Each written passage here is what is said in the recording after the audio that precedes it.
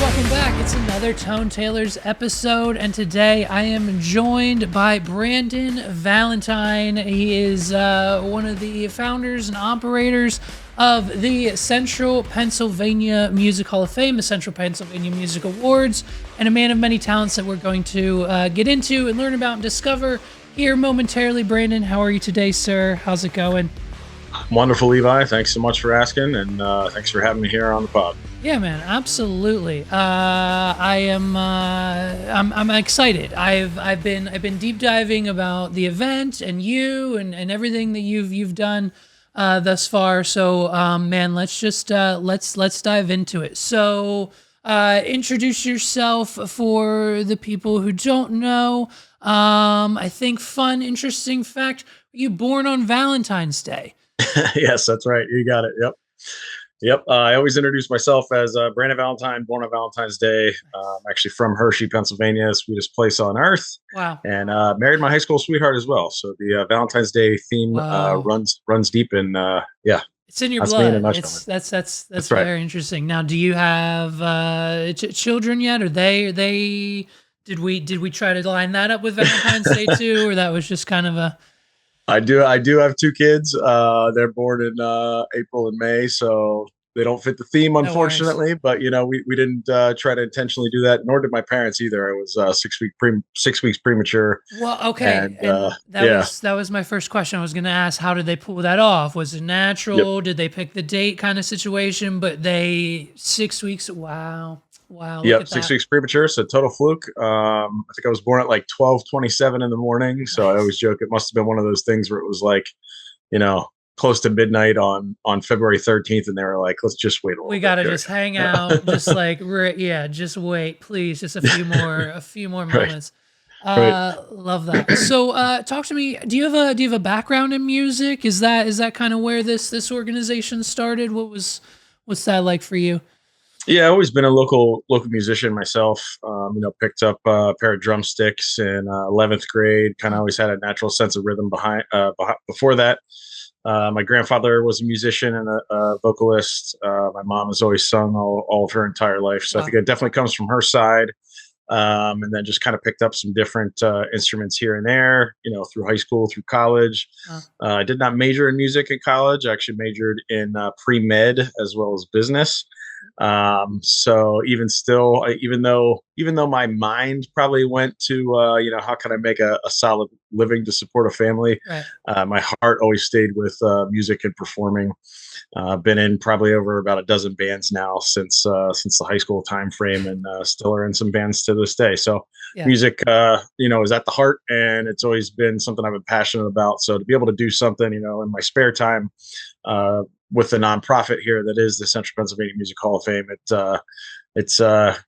fun, and that's what I like to do, and what I like to spend my time on. My spare time is something that I enjoy, for sure. Yeah, and I what I've discovered through pretty much every episode of this podcast that we've done so far, I feel like you're not a true artist unless you have been and potentially currently actively in multiple bands / projects / groups of things you got going on now. So that's yep. And so how long ago was 11th grade for you?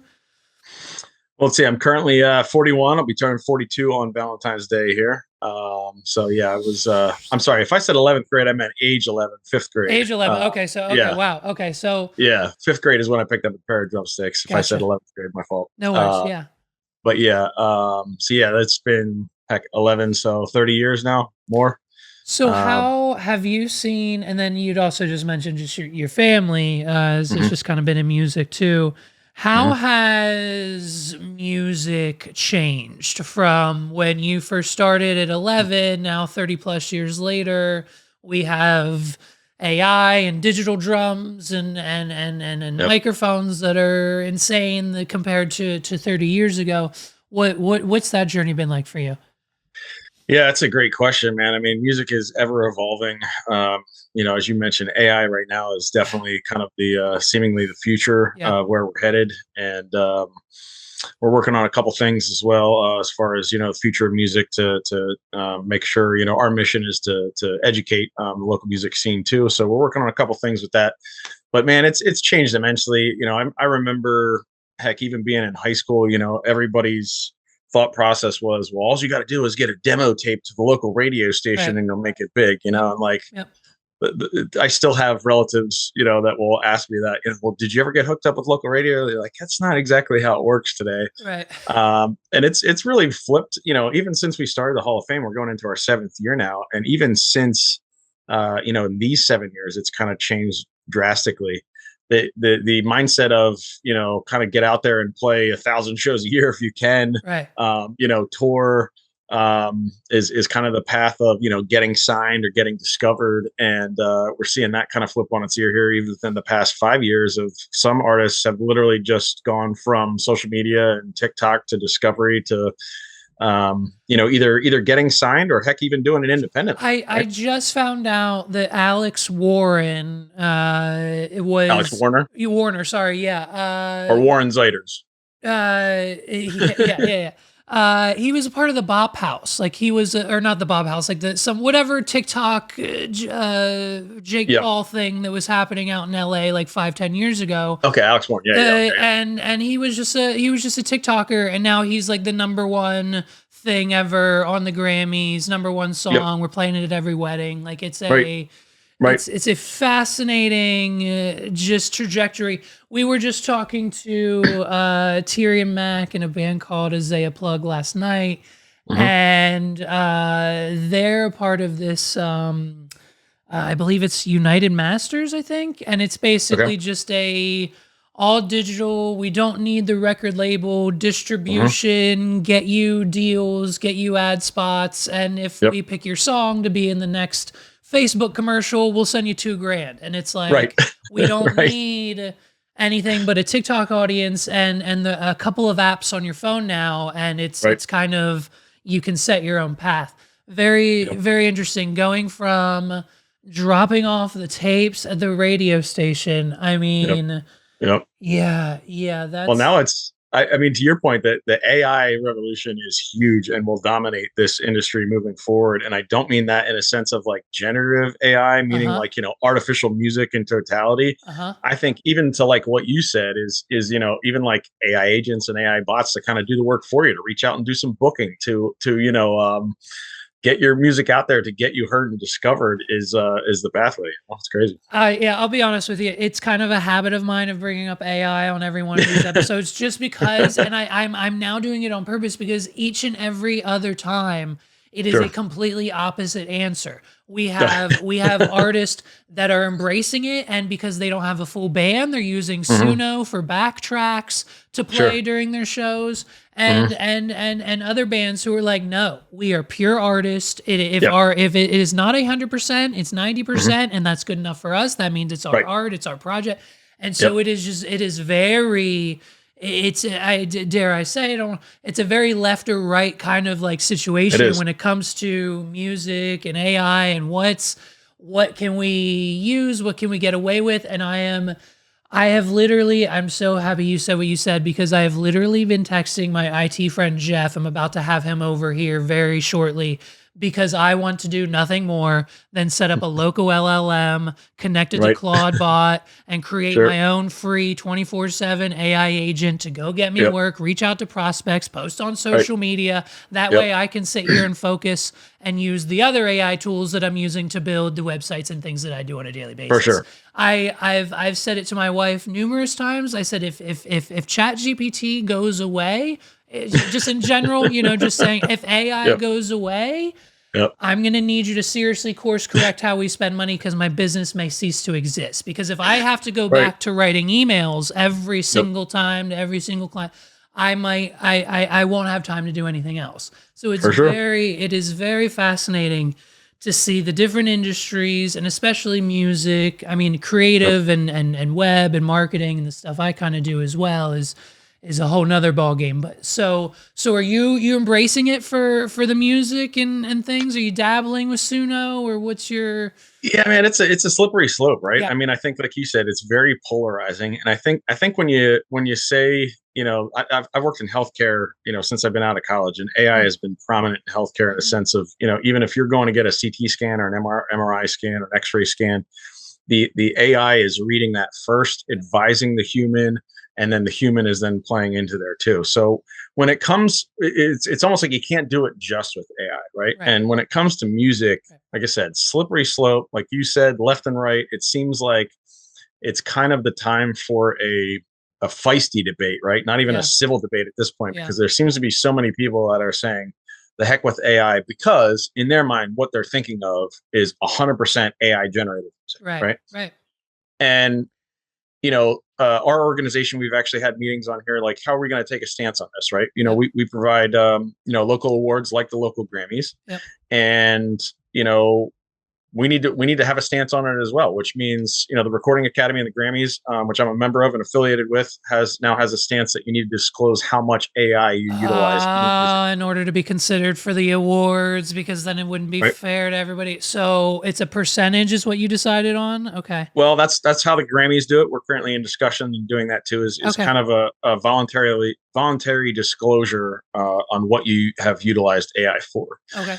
Because heck, who knows? There might be some acts out there right now that's literally how they write lyrics, or that's Yeah. literally how they come up with melodies. Yeah. And it's not known out there. Yep. And that's not what we're encouraging, Yep. right? The artists out there, and our organization is full of a lot of artists. Yep. Our mission statement is recognize, support, and grow the local music scene, and to hold on to the creativity and the originality, and force that all the way from the youngest generation Yep. to current.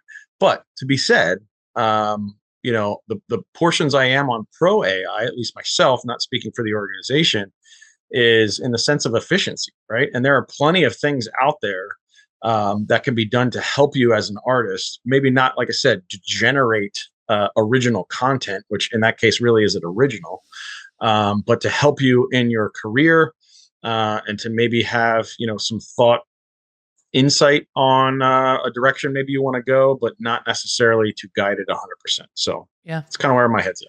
Yeah. Yeah, no, I'm totally with you. I think that hybrid model, and even just with the awards, considering that, like, it's if it's a percentage, fine, you're still in because there's still that human input. Mhm.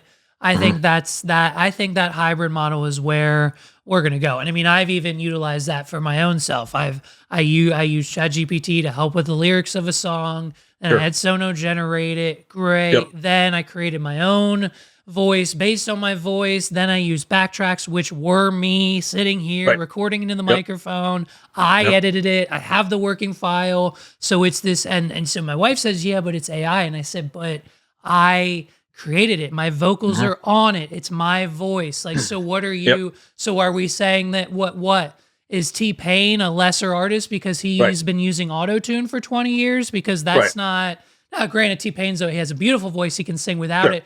But at the end of the Yes. day, it's like, was your Yep. apples and bananas? So Yeah, I a, mean, you could say that the whole way back, decades ago, yeah, when mixing and mastering wasn't what it was. yeah, I mean, when they were first recording, it was the band recording live. They hit record and that's it. yep, They could tweak some volume levels here or there, but I mean, yeah, anything you're going to do adjusting to it, we've reached this point now where it seems very robotic and artificial.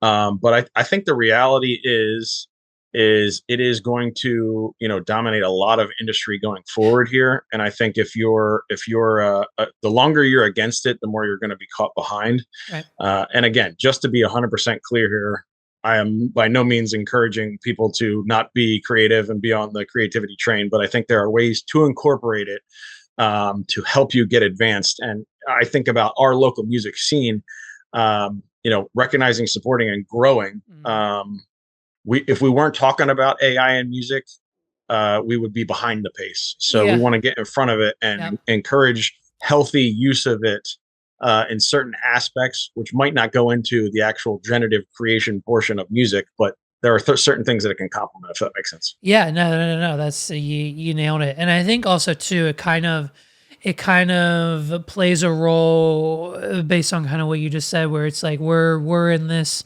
central PA, is this Lancaster, York, Mhm. Harrisburg kind of music hub. I feel like we are, for the majority of bands and musicians, it is still just kind of a conversation. Some have taken that step to using it, but if Mhm. we were maybe, say, a New York City or a Los Angeles music scene, I think those numbers would be drastically Yep. opposite. It's kind of I think that's fair. interesting how Yeah. because it's not small town vibes, but not big Mhm. city either. So it's this interesting, like we're kind of late to the game, but some of us are on it. It's yeah. Yeah. It's funny, kind of ironic. You said you went from sending in tapes to the radio station to now here we are today. You just need a phone.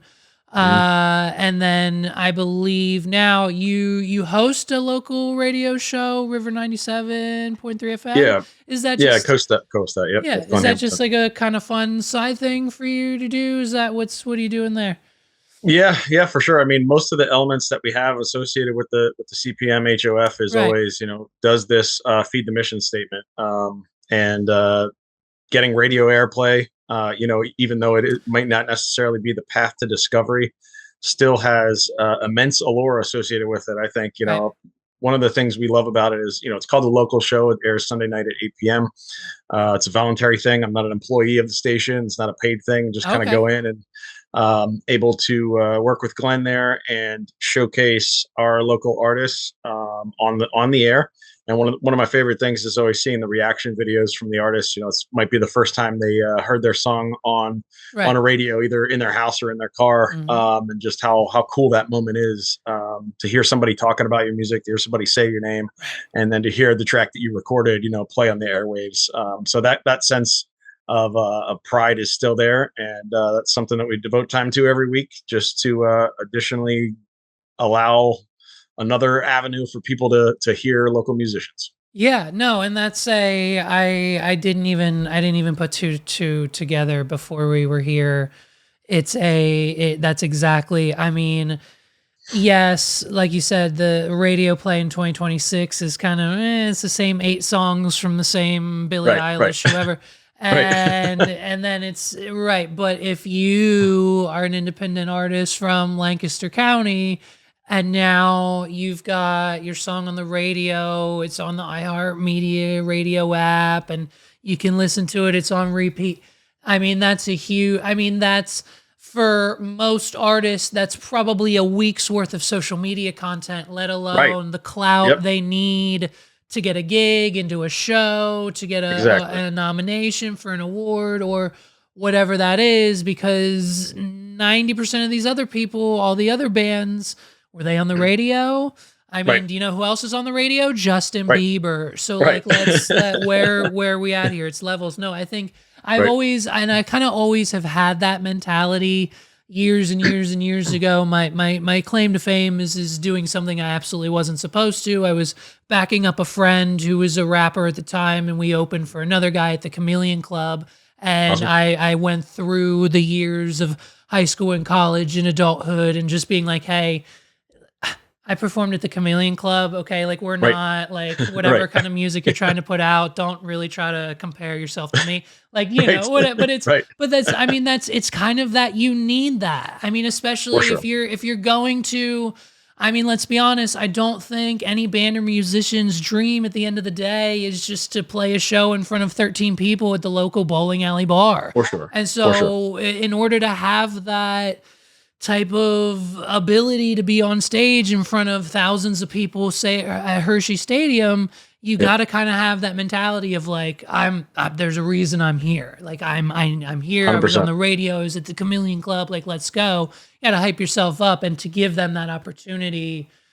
Wow, that's such an interest. That's such a fun platform because we've even seen. I've talked to so many people Mhm. on this podcast who are like, yeah, we help local artists and musicians by doing this and social Mhm. media and this and websites and this. And I don't Mhm. think any of them have access to like the radio in the sense of like, hey, we're listening to Elvis Duran, boop, and now we're listening to one of my songs on the next station over. Right. Yeah. It's I mean, it's a cool piece. You know, I think such a there's fun probably perk. about a Yeah. dozen of those. We do a Central Pennsylvania music podcast too. Everything that you can think of, about a dozen wise, is always designed for that mission statement: recognize, support, and grow. And I really think that as a musician myself, right, and like you said, you're always trying to think, what's next? Where's the momentum? What am I building to here, and how do I get there? And everything is literally, designed to be a line item on the resume as well Right. for these local artists. So if Right. that means, one of the opening things that they're able to say to get a gig is, a three-time CPMA nominee or CPMA Yeah. winner, or Right. Yeah. been featured on the local show, Yep. or, had an hour exclusive podcast with so-and-so. Like, everything we're doing is to give them the resume to Yep. then go get better gigs, to get more money for those gigs, to Yep. be able to get out of the area, to get bigger gigs regionally, and ultimately make it. So, and we're seeing that. That's where the growth comes from, and it's awesome to watch. It's such a, especially with the podcast too. I mean, I think part of the reason why I'm here and have convinced Tone Tailors is like, I think it's the ultimate. This gives us an hour plus. That's a video. That's now a blog post. Yep. I'm going to make 30 clips on shorts for reels and Exactly. Yep. stories. I'm going to chop it up if it's possible, do other clips and this and that and topics. And it's just, it is something that, I think finally, again, this is just maybe because we're small and local, but finally, I think businesses are trying to catch on. We've got another client of mine who's investing like upwards of 10 grand into a podcast studio that we're helping them with. So it's like, Awesome. it's such a good platform, and that, especially just going back to the radio plus the podcast that you offer. And I mean, that's not even. Like, so if I'm a band, do I have to pay to be a member of your situation, or I just say, hey guys, here's my music, you review it, and if I'm good enough, you're like, sure, come on the radio show? Or how does someone acquire such access to one of your podcast or radio slots? Yeah, great question. I mean, we have a lot of stuff on our website. I mean, honestly, I think if you're in a band or an artist out there, you can peruse the website for probably a good hour and find some good nuggets. But there's a lot of like application and forms on there for consideration. So a lot of it just comes through that.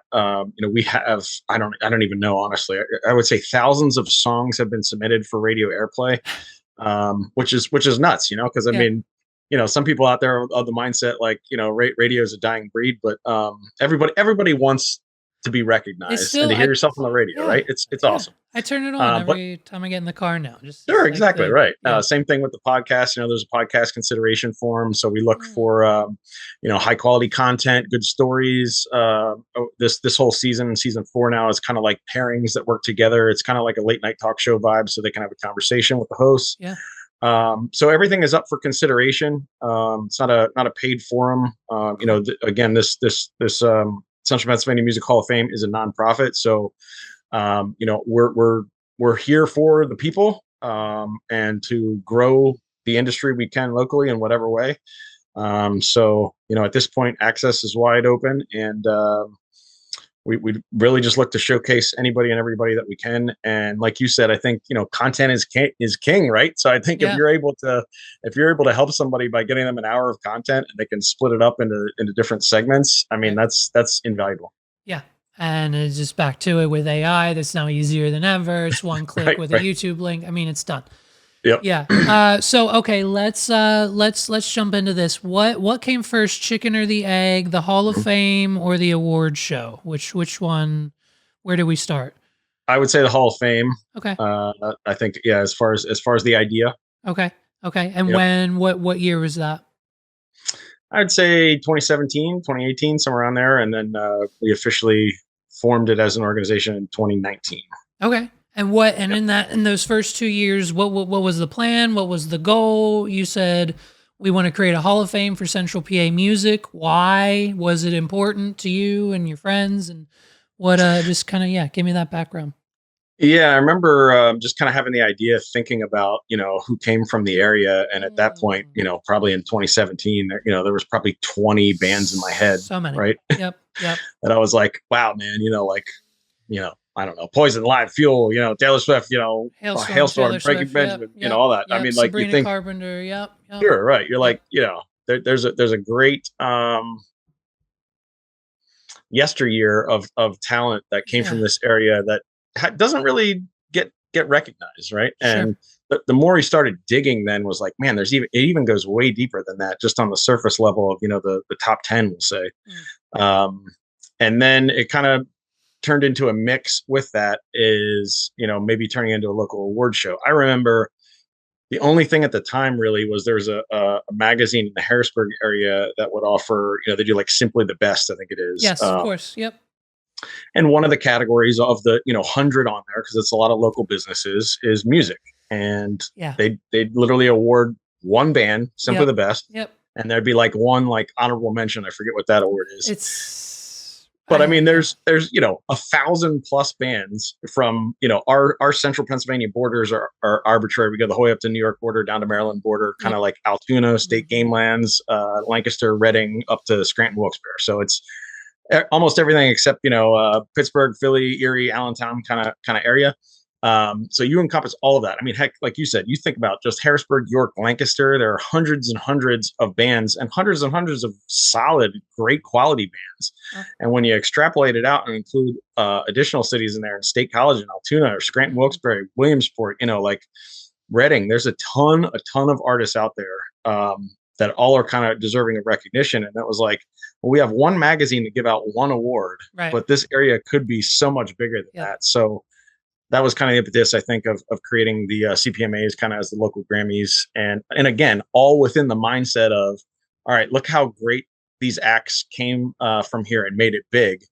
It's been a while, it feels like, since someone from our area has made it. Obviously, the game has changed. Yeah. But it's like, how can we support that and virtually, hold the door open so floodgates can just be wide open and we can get a lot of attention in our area, and that kind of mix of all those, incorporating also the youth music element in there, because now it's kind of like a continuous feedback loop, right? You start kids off of music, you get them being local artists, you help them achieve success, they make it into the Hall of Fame, and the cycle repeats itself. So that's the ultimate goal. Yeah, no, I love that. And so it's just that continued effort for you to just help other artists and bands get any type of recognition that they can.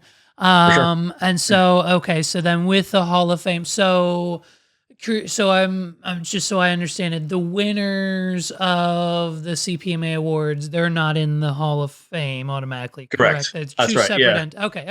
Yeah, you got it. Yeah, Gotcha, yeah. gotcha. The organization is called the Hall of Fame, Okay. and then we have the awards. But no, it's a great question, and I'll take just a moment to clarify, because again, sometimes people say that I'm up for a Hall of Fame award, Right. right? Or I won a Hall of Fame award, which makes it confusing, because then it makes it seem like you're the best of the best that came from the all-time area, right? So yeah, Hall of Fame, best of the best, achieved kind of national superstardom.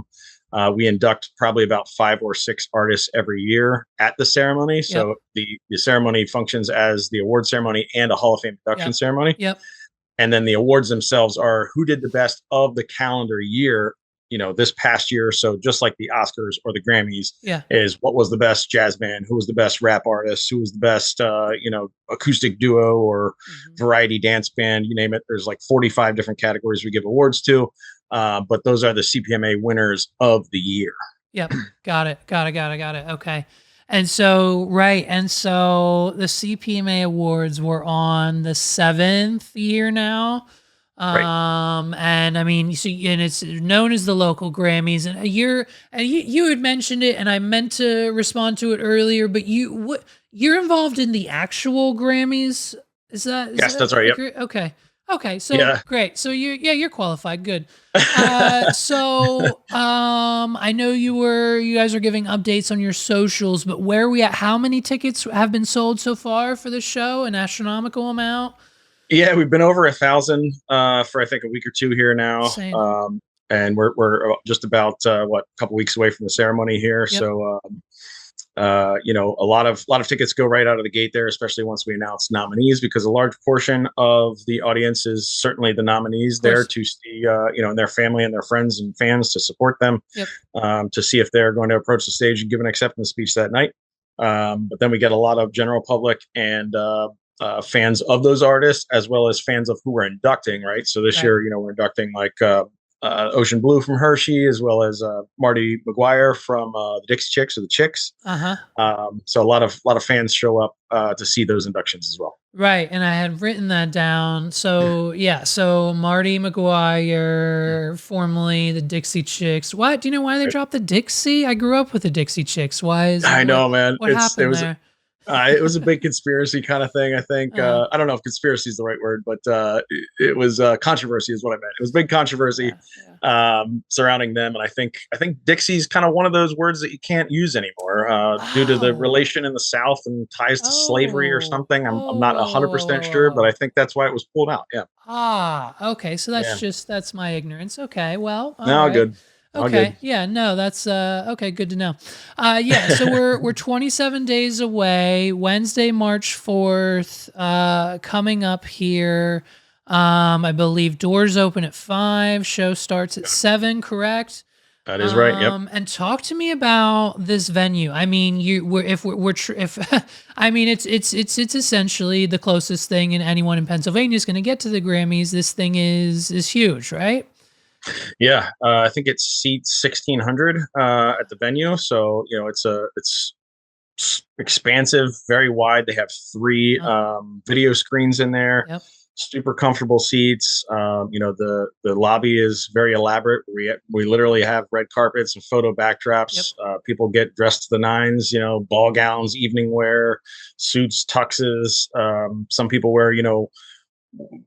Generally, I'd say it's either dress to impress or it's best band attire. So yeah, for example, if there's a metal band out there, they might not be wearing tuxes. They might be wearing what they wear on stage if it's costumey or yeah. what have you.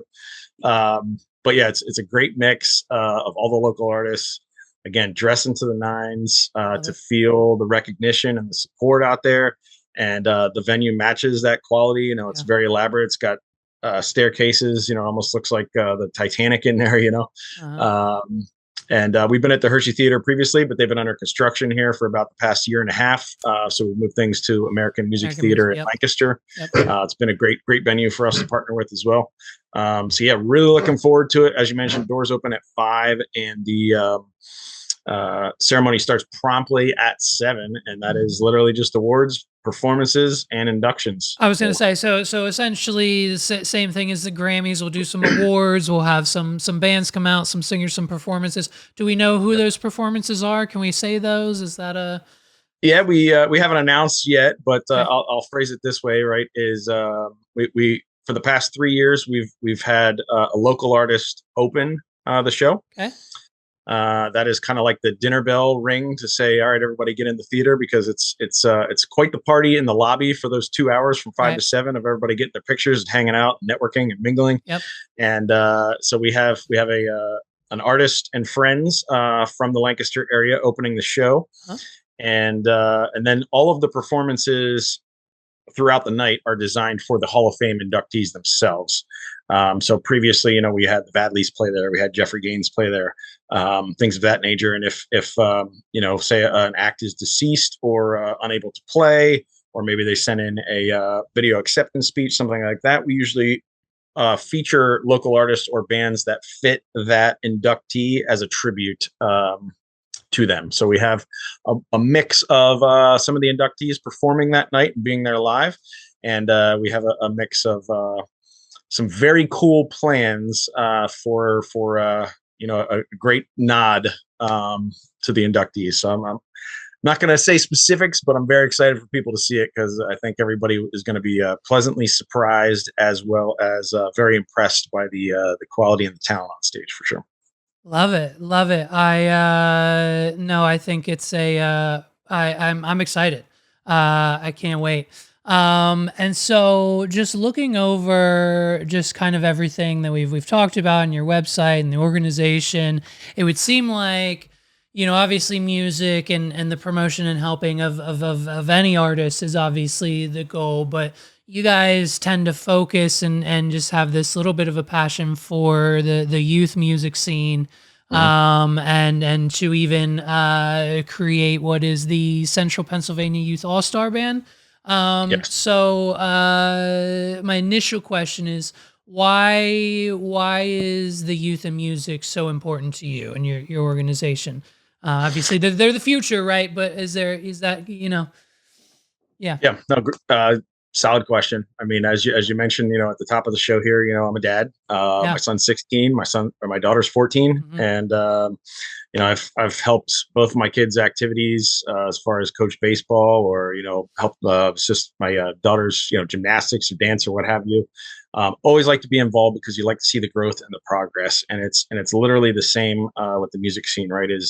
Is having trusted advisors on our board and our advisory committee that are willing to assist handheld at whatever distance, whatever is necessary to make sure that these kids have a path, they have opportunities in front of them.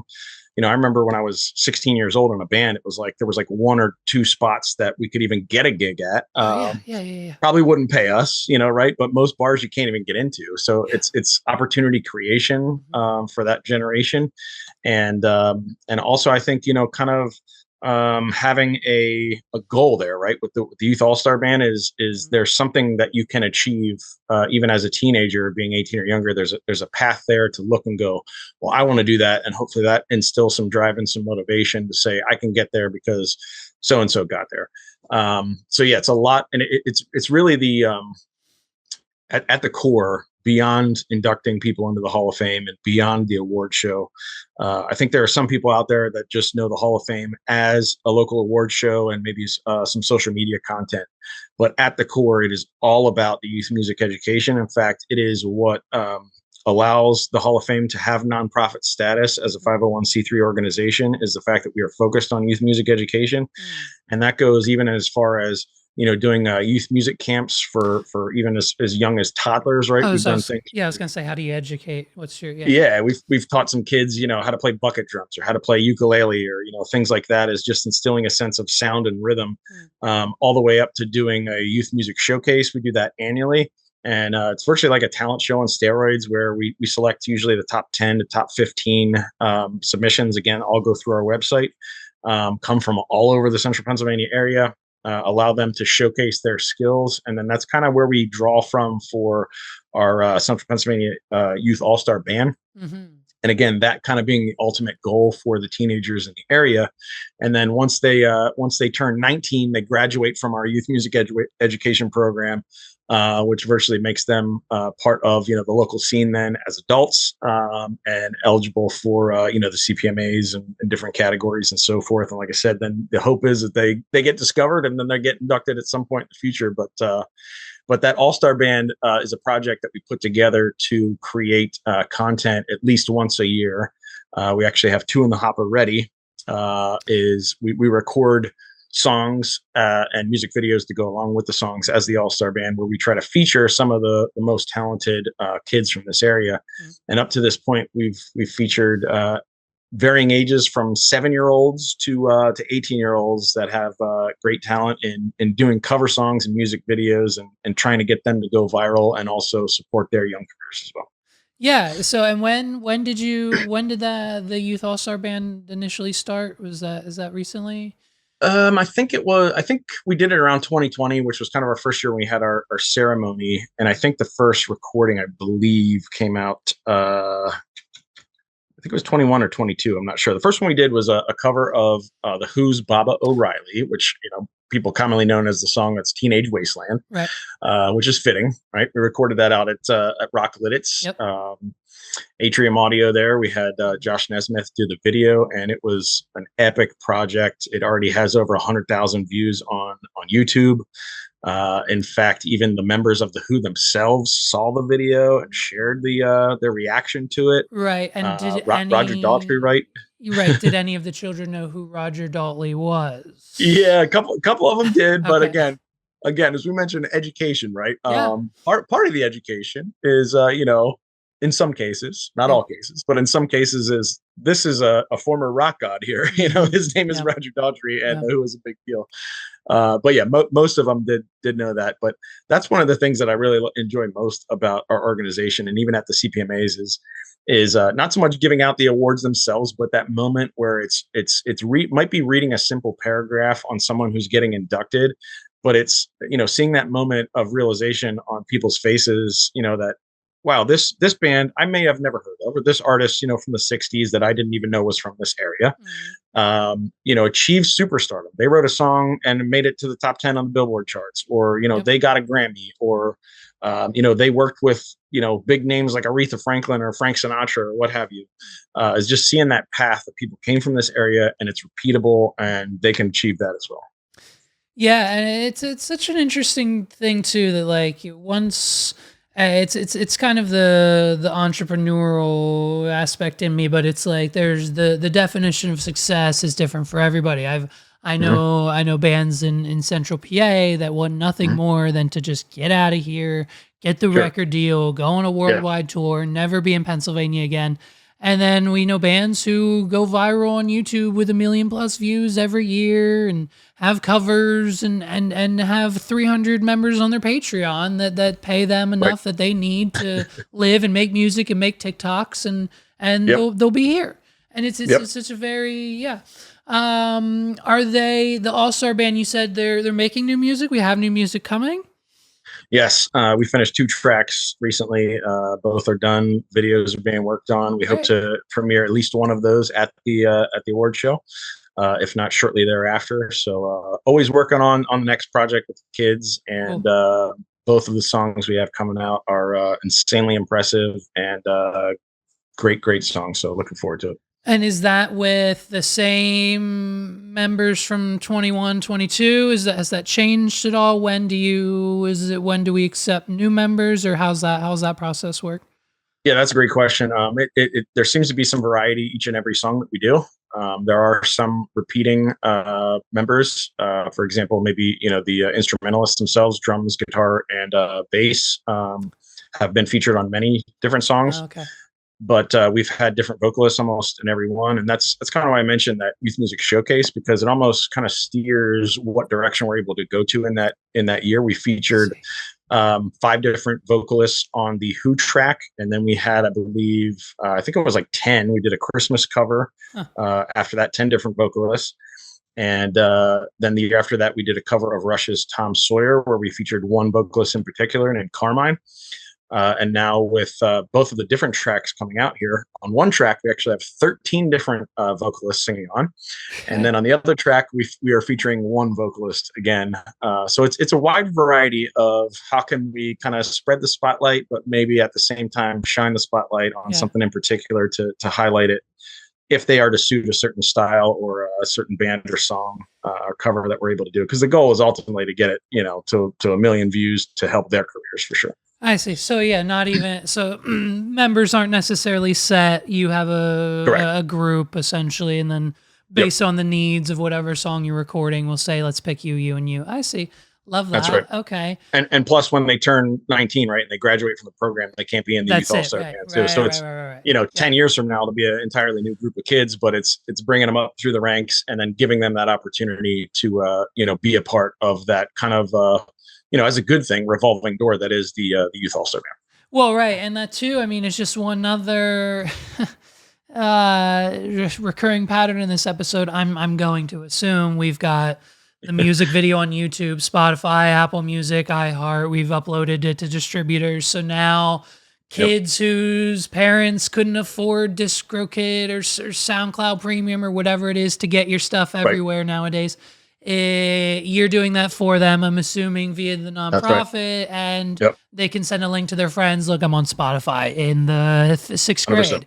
Like, how That's many right. sixth graders are on Spotify? Yeah, ooh, I Right. love it. Yeah, Yep. I mean, it seems like, dare I say, potentially, you guys are doing the most. We're doing the most for the musicians. We're doing the most for the youth. I mean, you've kind of got all your I's and T's dotted and crossed when it comes to, I mean, it's not, I mean, are you at the point now? And I don't know if this is the right term, but like break an artist. Have you taken someone to like? I don't necessarily even know what that level is, but like record deal, actual Grammys, like something maybe like not saying that what we're doing is not great, but just like why we created the Hall of Fame to begin with, the Taylor Swifts, the Hailstorms of it all from PA do we have any, like, do we have a success story that kind of stands out, or?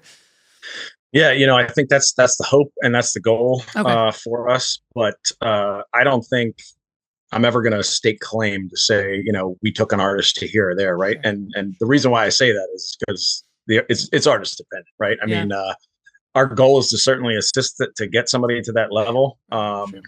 But yeah, I don't think. I hope everything we're doing already is working in some small way, right? And what I mean by that is even if somebody won a local award, is maybe they got something out of it, or heck, maybe they were driven a little bit to say, you know what, I've been thinking about doing this album for a long time. And because there's this award thing, you know what? I'm going to go for it this year. I'm going to get in the Yeah. studio. I'm going to record my album Uh-huh. because I want to be up on that stage and I want to give a acceptance speech. Yeah. So everything we do has the intent out there to get someone to rise up there. I while I guess I'll say it two different ways, right? The one side is we're not designed to take credit for achieving anybody, getting them signed or whatever. Sure. But to be more direct and answer your question, I think the answer to that is no, at least at this point, which is it's been a while, I think, since an artist from this area has really kind of rose to superstardom and made it, so to speak. Um, and that's kind of what we're hopeful of here is that our organization is kind of shining a light on Central Pennsylvania in general. That I know when one gets signed or gets discovered or makes it big or gets 5 million TikTok followers or whatever that path is, right, to success. And in other words, that they've achieved some kind of level of national acclaim, that others will follow because people in the nation will see what a hotbed Central Pennsylvania is, regardless of the job, Mm. really. Mhm. So yeah, I don't think staking claim to helping somebody achieve the limelight Yeah, is but yeah, something we can tout at this yeah, and after asking that question, I realized it was a bit silly, but it's, yeah, right, and it just goes back. I didn't, and No, just yeah, to clarify, Levi, I didn't mean it that way too, right? I mean, like, yeah, I know we have good intentions right, here, right, right, right, but right. and 100%, if like the local Taylor Swift got discovered and was a graduate of our youth music program, we'd be like, we'd like to say we're not going to give full credit here, Full but front we'd on the like to say website, yeah, we helped them in their path, right? yeah, yeah, And ultimately, I think that's kind of if this organization existed back in the 80s or the 90s uh-huh, when Taylor Swift was 16 years old and playing locally, and she was a right. part of our organization, I'd like to think we'd have a relationship with her and her family when she was a teenager. That then when she came up and here, we're going to say, hey, we're going to induct her into the Hall of Fame. That it would be like, I know those people. Of course, I'm going to go Of home and course she's acknowledge my gonna come, roots, right? no Yeah, matter how big they are. So yeah. we're definitely on the same page for sure. Yeah, yeah, and it's just back to everyone's success looks different. So even Sure. at that time, I would feel like there's probably a percentage of the people at the award show who have been Mhm. nominated, and when they win, that's it. They won the award. Let's Right. not worry Right. about it. Like I've accomplished the goal, and for me, that was the top, and for others, it's the deals, the stardom, the stages, the arenas, the Taylor Swift. So Yeah. interesting. Okay. When's the last time, just because we're contractually obligated to talk about Tone Tailors, when's the last time you bought some gear? Have you picked up anything recently, maybe for the show I'm or for yourself? Yeah, I've been a customer of Tone Tailors a couple times. I haven't been to the new spot yet, but I was out there at the Rockledge Rockledge, yeah. campus. I think you guys won one of the CPMAs, and I think we mailed it to the new location right after you moved. Um, but yeah, gear wise, I mean, we support local musicians, so we're always have the same message of support local when it comes to small businesses. Mm, So gear shops, instrument stores, heck, local music lessons. It's so easy to go on and buy something from Amazon or Sweetwater or what of have you, course. but when you're able to walk in to, a shop, have a human connection, be able to touch and feel something, be able to try something out. That's definitely the message we support. And I myself, being mostly a drummer, Yeah. I dabble a little bit in guitar and keys as well. But yeah, been in Tone Tailors, Dale's Drum Shop, Drums, etc. We got a lot of great local stores that offer a lot of great gear, and think that sentiment usually exists too. It's almost like clothes for me. I see like people buy clothes off Amazon or something. Like you don't even know, you can't even try it on. Like Yeah, yeah, yeah. how are you gonna buy a guitar or a drum and even know if you like the tonality of it, Right, a pedal or right, something, right? right. Is get in there and touch and feel it. Is the drum, just because I'm not knowledgeable in that category, are the drums like the guitars? Like when you walk into Tone Tailors, there's this 300 different guitars that do 300 different things and sound 300 Mhm. different ways. Are drums the Yep. same way, or the brands kind of, you have your snare, you have your bass, you have your kick.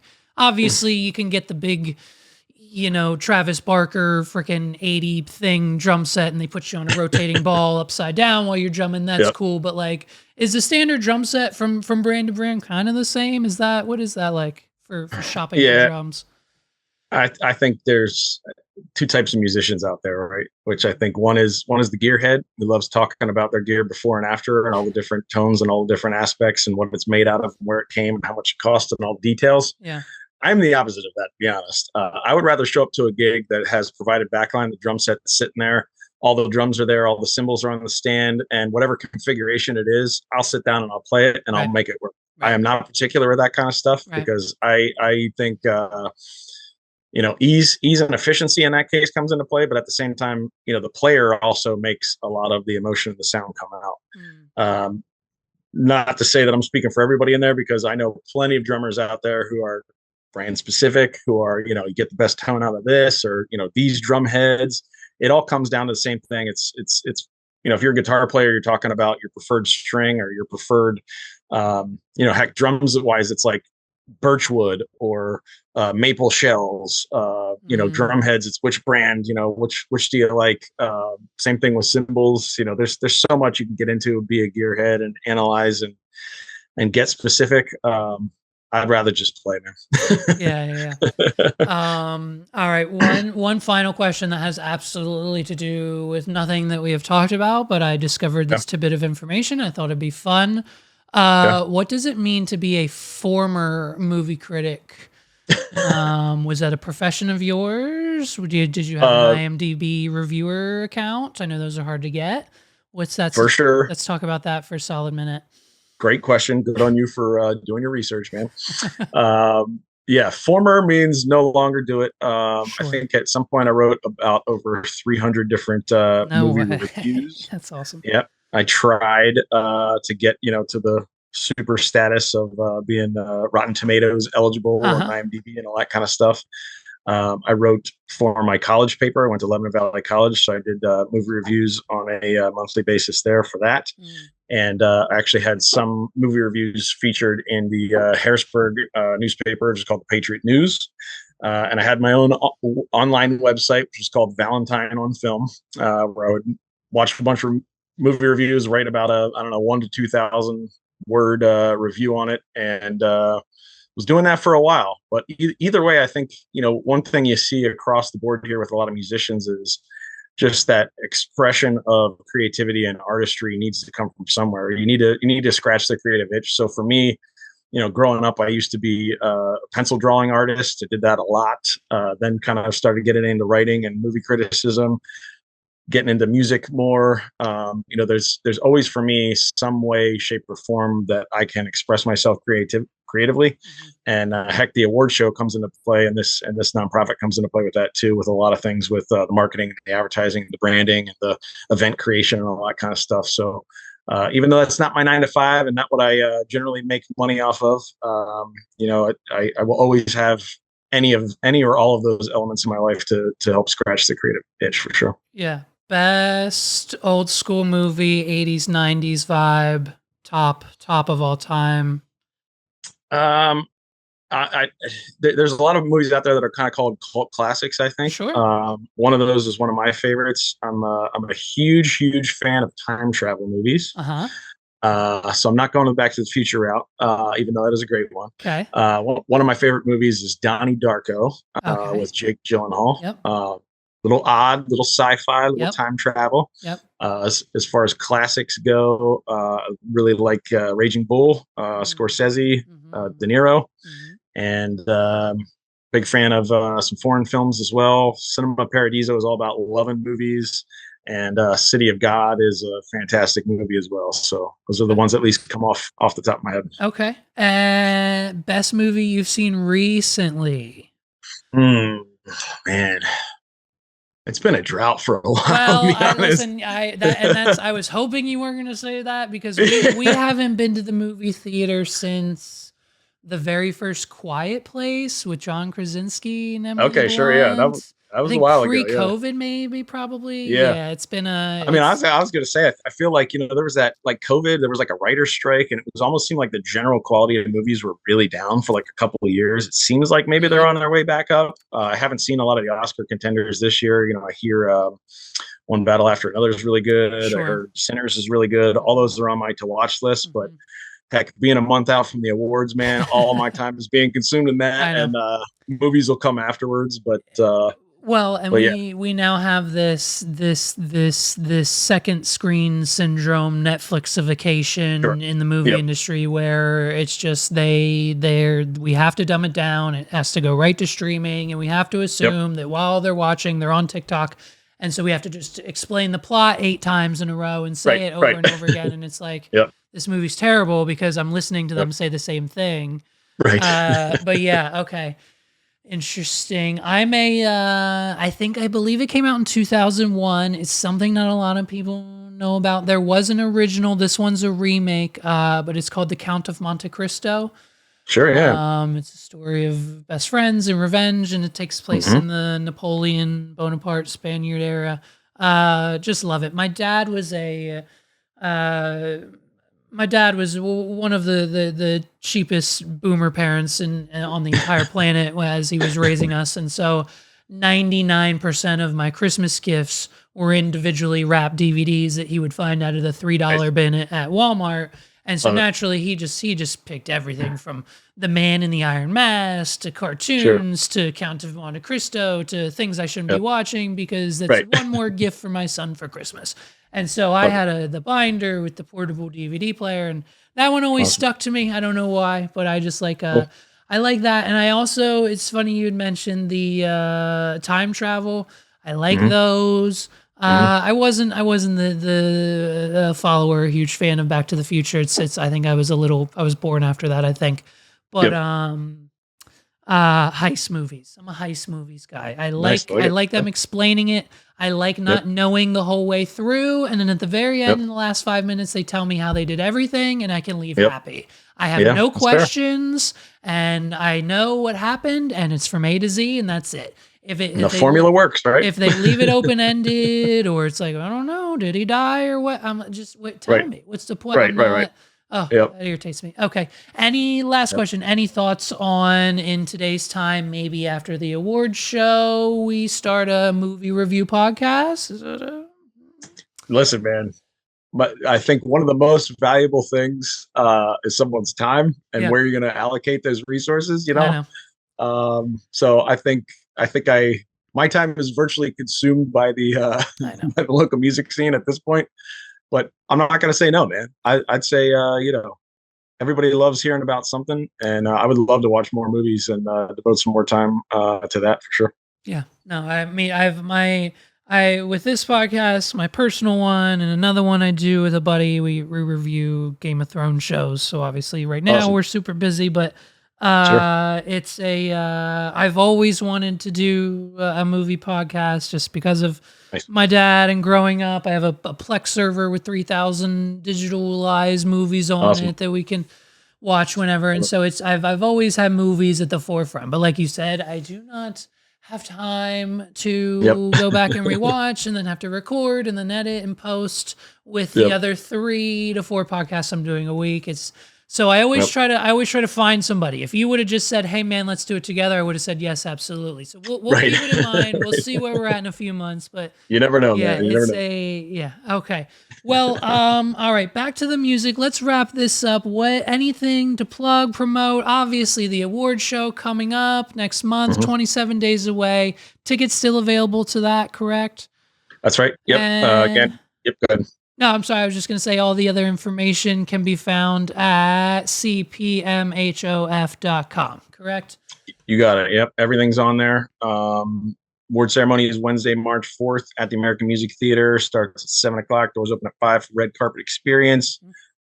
Tickets are usually on sale up to the actual time of the event, and then the other after party following it. We actually just announced is at Telus 360 in Lancaster. Cool.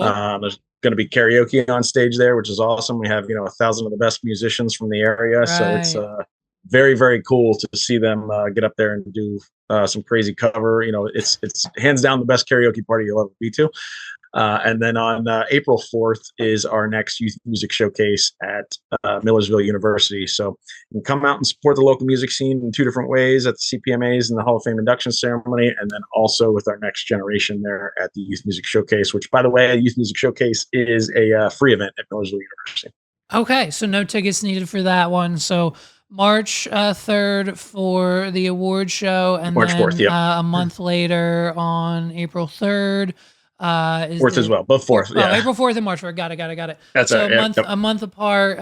Award show, and then the youth show. Wow, showcase free for that. Millersville University. Okay, great, man. Well, thank you for your time. Let the rest of the org know I said hello. I'm looking forward to the show.